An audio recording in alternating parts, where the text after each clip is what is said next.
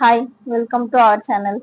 இன்னைக்கு big boss third promo release பண்ணிட்டாங்க. வியானா வந்து நேத்து விக்ரம் டார்கெட் பண்ணி பேசிட்டு இருந்தாங்க. இப்போ வந்து சாண்ட்ரா கிட்ட வந்துட்டாங்க.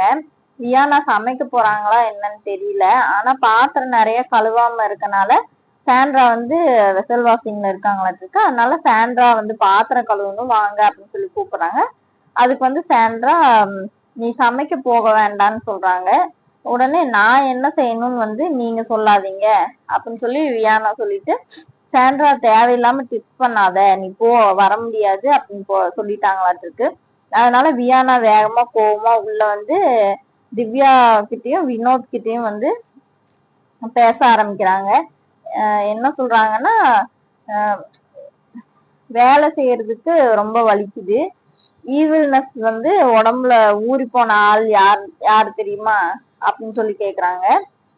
நீயே என்ன நாமினேஷன் பண்ணுவ, அப்புறம் வந்து நீயே என்ன நினைச்சு வேற ஃபீல் பண்ற மாதிரி நினைச்சு வேற கிழிச்ச அப்படின்னு சொல்றாங்க.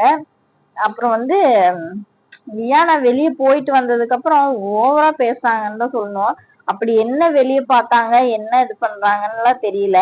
ஆனா ரொம்ப பேசுறாங்க. வாயி நடிப்பு நல்லா சீரியல்ல நடிச்சு டிராமா பண்ணி எல்லாரையும் வெளியே அனுப்பி விடுவாங்க அப்படின்னு சொல்றாங்க.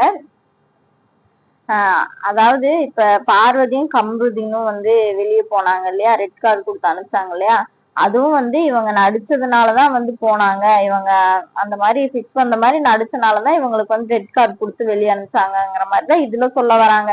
ஏன்னா இவங்க நடிச்சு வெளியே அனுப்புவீங்கன்னு சொல்றது இது ஒண்ணுதான். ஏன்னா இவங்க நடிச்சனால வெளியே யாராவது போயிட்டாங்களா அப்படின்னு கேட்டா இவங்க 2 பேர் தான் இருக்காங்க, அதனால அப்படி சொல்ல வராங்க. அப்புறம் ஏஜ் மெச்சூரிட்டி இல்ல, மைண்ட் மெச்சூரிட்டி இல்ல அப்படின்னு சொல்றாங்க, சாண்டாதான் சொல்றாங்க. உடனே வினோத் வந்து மெச்சூரிட்டி எல்லாம் இருக்கு, ஆனா அப்படிதான் அப்படின்னு சொல்றாரு.